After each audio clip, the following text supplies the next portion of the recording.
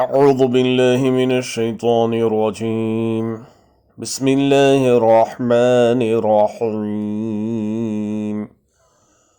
القارعة ما القارعة وما أدراك ما القارعة يوم يكون الناس كالفراش المبثوث وتكون الجبال كالعهن المنفوش فأما من ثقلت موازينه فهو في عيشة راضية وأما من خفت موازينه فأمه هاوية وما أدراك ما هي نار حامية. The striking calamity. What is the striking calamity?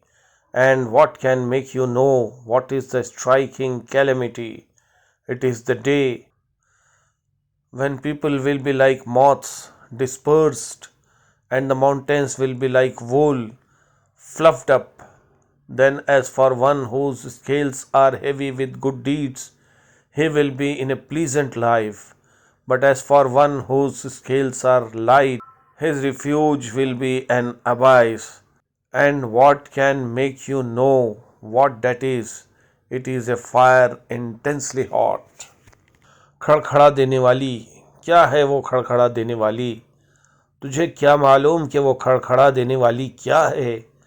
जिस दिन इंसान बिखरे हुए परवानों की तरह हो जाएंगे और पहाड़ धुने हुए रंगीन ऊन की तरह हो जाएंगे, फिर जिसके पल्ले भारी होंगे वो तो दिल पसंद आराम की ज़िंदगी में होगा, और जिसके पल्ले हल्के होंगे उसका ठिकाना हाविया है।